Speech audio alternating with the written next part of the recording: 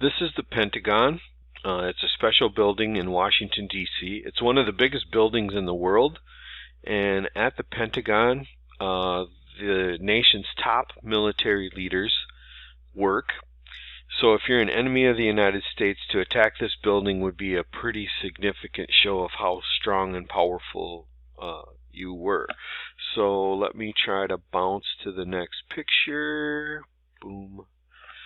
Boom. This is the one I want right. Nope, this is the one I want right here. This shows some of the damage to that building when the plane struck it. So this was an attack on the United States military because you had top officers of the Army, Navy, Air Force, and Marines working in this building. This next two pictures, this one here and this one here, shows the memorial that was built at the Pentagon after this.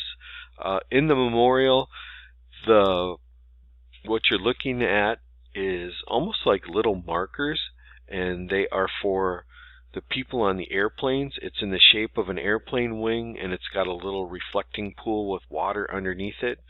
So each one that faces toward the building is a person who died on the airplane.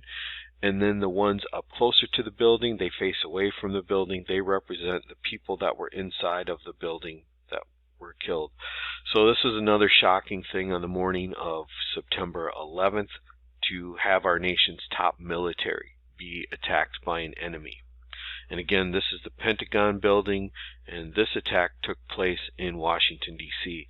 So now we have attacks in Washington, D.C., and we have attacks in New York City, and then you have to remember that President Bush is being shuttled from Florida to Louisiana to Nebraska before finally being brought back to Washington, D.C.